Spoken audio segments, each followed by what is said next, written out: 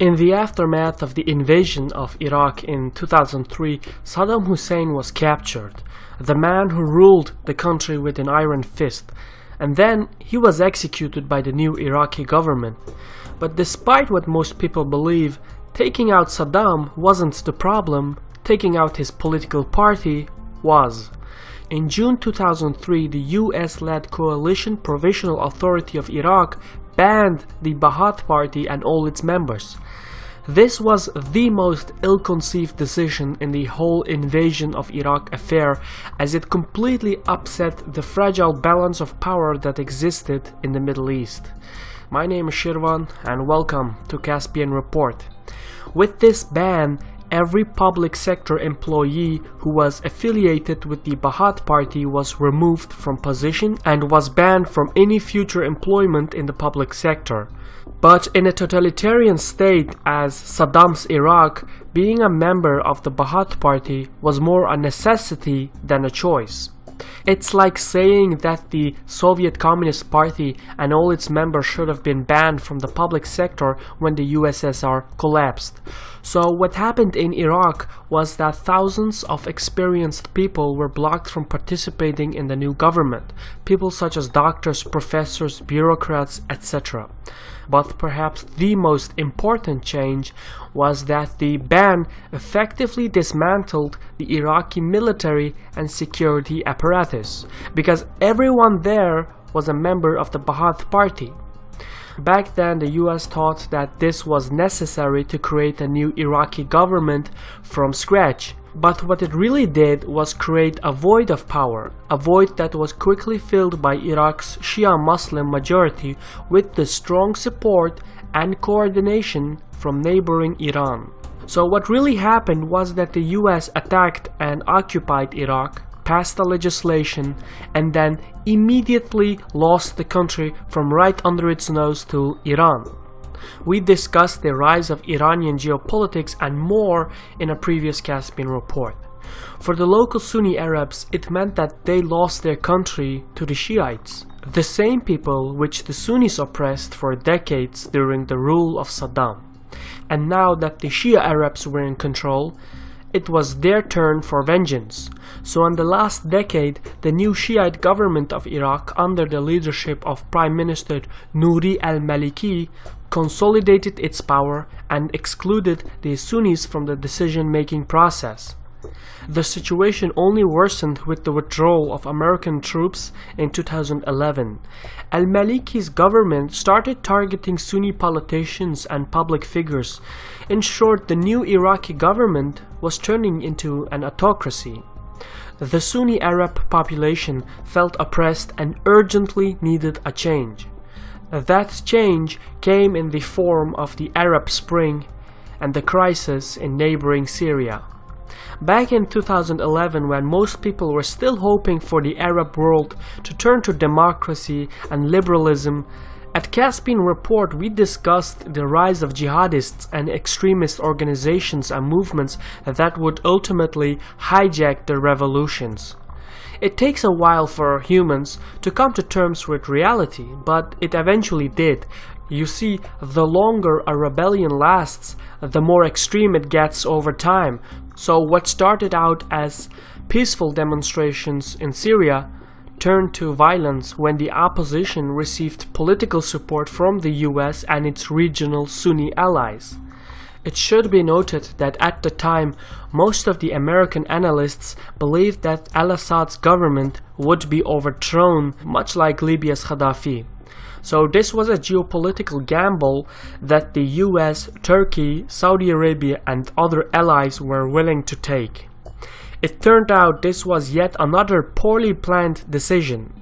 Al-Assad wasn't overthrown, instead the country turned to civil war.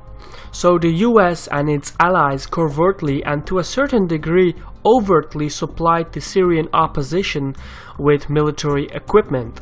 The mainstream media noted that these were moderate rebels, but as we mentioned earlier, the longer a rebellion lasts, the more extreme it gets over time. So what started out as moderate rebels turned into extremist rebels, and this eventually paved the way for extremist groups.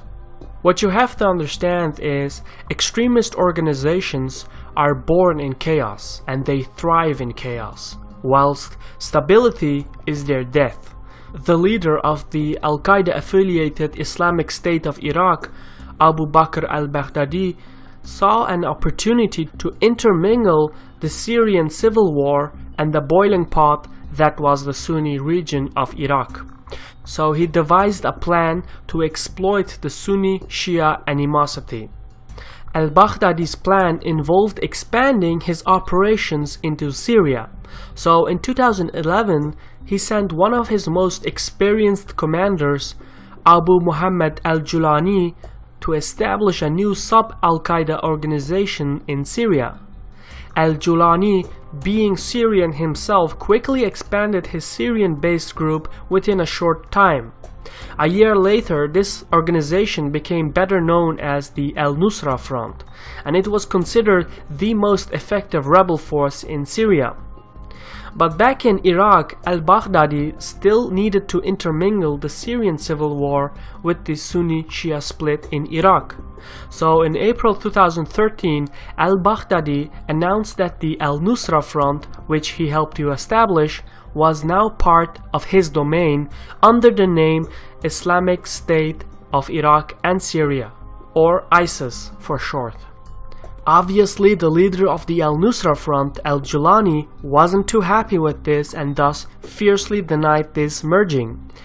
Al-Julani wanted Syria as his own territory, so al-Baghdadi and Al-Julani appealed to Al-Qaeda's leader, Ayman al-Zawahiri, and al-Zawahiri stated that ISIS should be abolished and that al-Baghdadi should be confined to Iraq, whereas Syria would be the domain of Al-Julani. It's like a feudal system in which the king placed the rightful lords against each other.